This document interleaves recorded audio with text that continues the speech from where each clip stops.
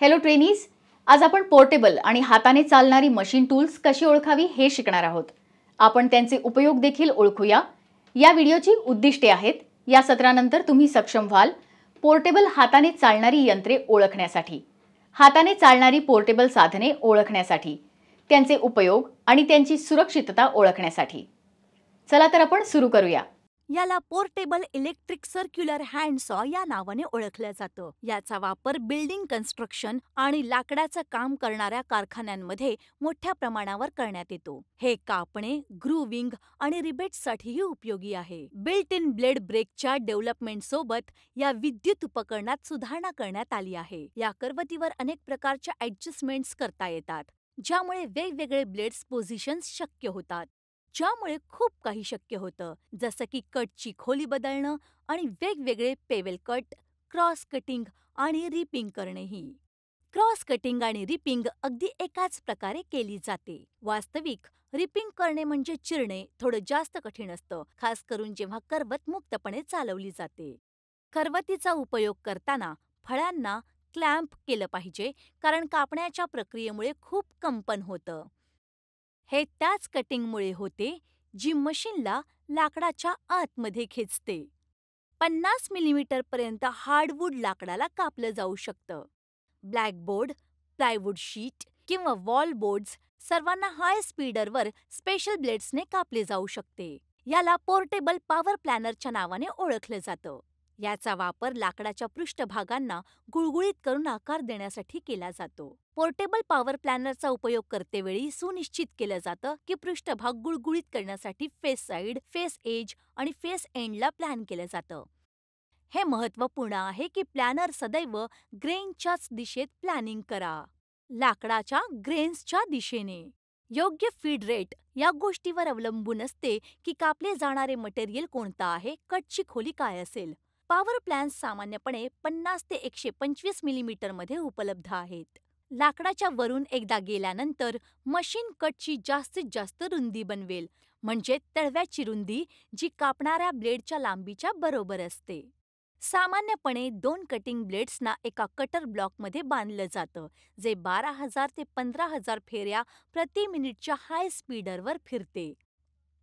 ही प्रक्रिया गिअर आणि बेल्ट्सद्वारे होते, जे एका इलेक्ट्रिक मोटरशी जोडलेले असतात. कटची खोली 6 मिलीमीटरपर्यंत एक स्टार व्हील किंवा नॉबने कंट्रोल केली जाते, जी मशीनच्या बाजूला असते. बहुतेक प्लेनमध्ये किनाऱ्यांना आणि टोकांना स्क्वेअरिंग, बेव्हलिंग आणि मीटरिंग करताना प्लेनचे मार्गदर्शन करण्यासाठी एक फेन्स लावली जाते. बेवल गेज तळव्याच्या 135 अंश दोन्ही बाजूंना लावता येऊ शकतं. समोरच्या शूमध्ये एक रिबेटिंग ग्रूव्ह आहे, जो किनाऱ्यावर 9 मिलीमीटर रुंद आणि 9 मिलीमीटर खोल आहे. प्लेनचे 2 किंवा जास्त पास बनवून व्यापक रिबेटचं उत्पादन केलं जाऊ शकतं. याला पोर्टेबल जिगसॉ या नावाने ओळखलं जातं. पोर्टेबल जिगसॉ एक मशीन उपकरण आहे, ज्याचा उपयोग लाकूड, composition board, veneer plastic, cardboard आणि चामडे कापण्यासाठी केला जातो. याचा उपयोग कॅबिनेट बनवण्याच्या दुकानांमध्ये, फर्निचर कारखान्यांमध्ये केला जातो. हे अनुभव नसलेल्या प्रशिक्षणार्थ्यांसाठीही एक सुरक्षित उपकरण आहे, कारण ते फक्त काही मिनिटांच्या अभ्यासाने कमाल परिणाम प्राप्त करू शकतात. याचा उपयोग करताना करवतीच्या हँडलला दोन्ही हातांनी मजबूतीने पकडलं जातं आणि फेस प्लेटला लाकडावर मजबूतीने ठेवलं जातं. करवतीच्या ब्लेडची सरळ वर-खालच्या गतीला स्ट्रोक म्हटलं जातं. जसं की तुम्ही पाहू शकता, ब्लेड तेव्हाच कापेल जेव्हा तो वरच्या बाजूला जातो, म्हणून पोर्टेबल जिगसॉ त्याच प्रकारे हलवावा लागेल. राऊंड कटमध्ये लाकडाच्या खराब भागात ब्लेडने मोठे छिद्र ड्रिल केलं गेलं पाहिजे, जेणेकरून ब्लेडला जॉबमध्ये प्रारंभिक प्रवेशाची सुविधा मिळू शकेल. याला सामान्य 110 किंवा 220 व्होल्टवर ऑपरेट करण्यासाठी डिझाईन करण्यात आला आहे. याची कापण्याची गती जवळपास 4200 स्ट्रोक प्रति मिनिट आहे, SPM. याला पॉवर ड्रिलच्या रूपात ओळखलं जातं. याला लाकडामध्ये छिद्र ड्रिल करण्यासाठी उपयोगात आणलं जातं. इलेक्ट्रिक ड्रिल वापरण्यापूर्वी आपण काही सेफ्टी टिप्स पाळल्या पाहिजेत. जेव्हा तुम्हाला यात ॲडजस्टमेंट्स करायचे असतील तेव्हा हे बंद करा. पॉवर ड्रिलला मेन इलेक्ट्रिक सप्लायशी जोडणाऱ्या वायरमध्ये 3 वेगवेगळे आणि फ्लेक्झिबल वायरचा कोर असला पाहिजे. कनेक्टिंग प्लगही 3 पिन प्लगचा असला पाहिजे. तुटलेल्या किंवा खराब प्लगचा वापर करू नका. पॉवर ड्रिलला त्याच्या क्षमतेच्या आधारावर 2 प्रकारांमध्ये विभाजित केलं जाऊ शकतं. एक पॉवर ड्रिल तेव्हाच कुशल मानली जाते जेव्हा ती जास्तीत जास्त इलेक्ट्रिकल पॉवर इनपुटला मेकॅनिकल पॉवर इनपुटमध्ये बदलेल आणि लोडसोबत योग्य स्पीड आणि टॉर्क टिकवून ठेवेल. सामान्यपणे ड्रिल जेवढी मोठी असेल, आउटपुट तेवढंच जास्त असेल, ज्याचा अर्थ आहे की याचा वापर सतत जास्त वेळेसाठी छोटी-मोठी कामं करण्यासाठी केला जाऊ शकतो आणि सोबतच हे अटॅचमेंट्सनाही योग्य पद्धतीने चालवेल. हे अनेक रूपांमध्ये उपलब्ध आहे. इलेक्ट्रिक हँड ड्रिलमध्ये ड्रिल चालवण्यासाठी एक छोटी इलेक्ट्रिक मोटर असते. स्पिंडलच्या टोकावर एक ड्रिल चक लावलेला असतो.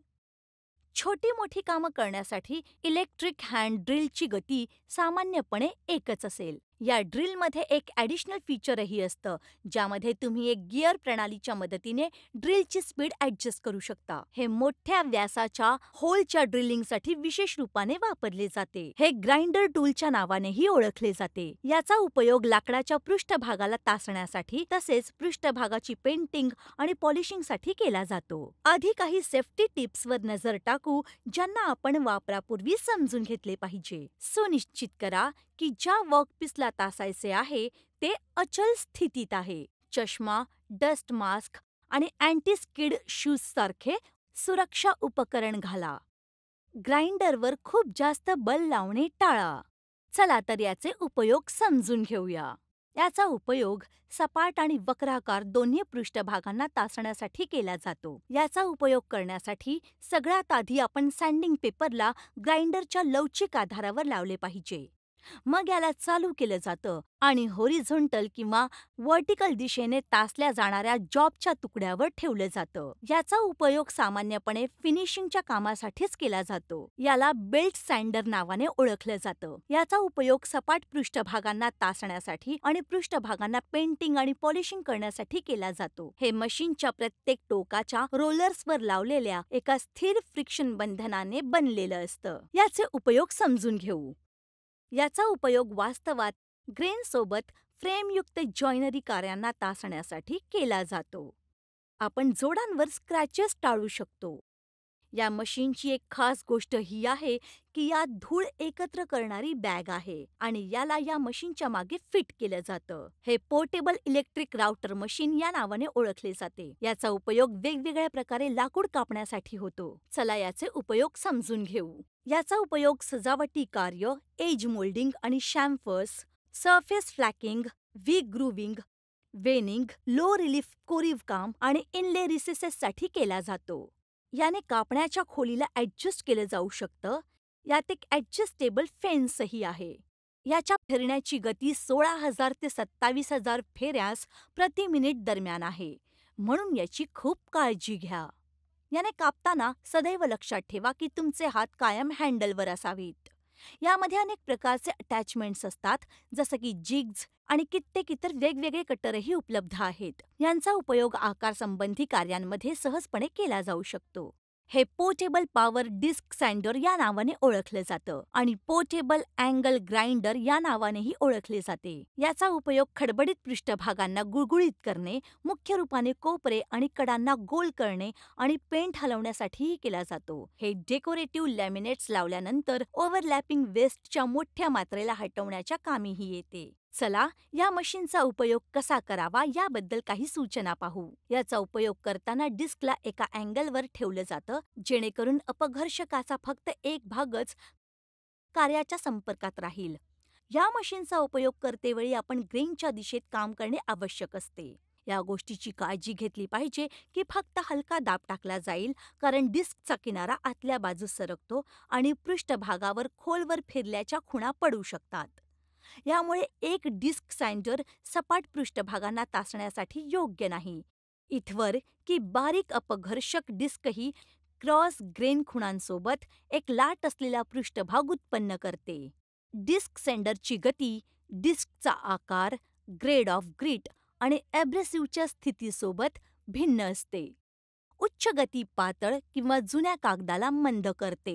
लोडेड कागद आणि जास्त दाबाने आतल्या ग्रेनला इजा पोहोचू शकते किंवा ते जळू शकतं. हे न्यूमॅटिक हँड ड्रिल आहे. याचा वापर लाकडाच्या पृष्ठभागांमध्ये होल पाडण्यासाठी केला जातो. या ड्रिलचा वापर तिथे केला जातो जिथे विजेवर चालणारे ड्रिल निषिद्ध आहेत, अर्थात विस्फोटक कारखाने, पेट्रोलियम रिफायनरी वगैरे. अशा प्रकारच्या ड्रिलला कंप्रेस्ड एअरद्वारे संचालित केलं जातं. हवेने संचालित होणारी एक मोटर केसिंगमध्ये असते आणि एक हँडल हवेच्या पाईपसोबत फिट केली जाते, जेणेकरून ड्रिल सहजपणे चालवता येईल.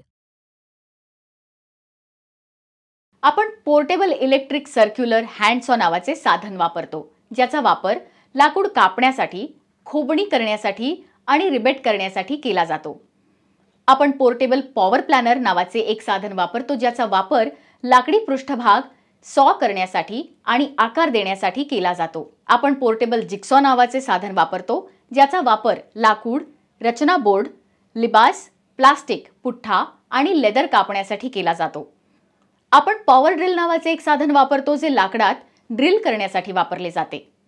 आपण ऑर्बिटल सँडर नावाचे साधन वापरतो, ज्याचा वापर लाकडी पृष्ठभागावर वाळू देण्यासाठी आणि पेंटिंग आणि पॉलिशिंगसाठी पृष्ठभाग तयार करण्यासाठी केला जातो. आपण बेल्ट सँडर नावाचे साधन वापरतो, ज्याचा उपयोग लाकडी पृष्ठभागावर वाळू काढण्यासाठी आणि पेंटिंग आणि पॉलिशिंगसाठी पृष्ठभाग तयार करण्यासाठी केला जातो.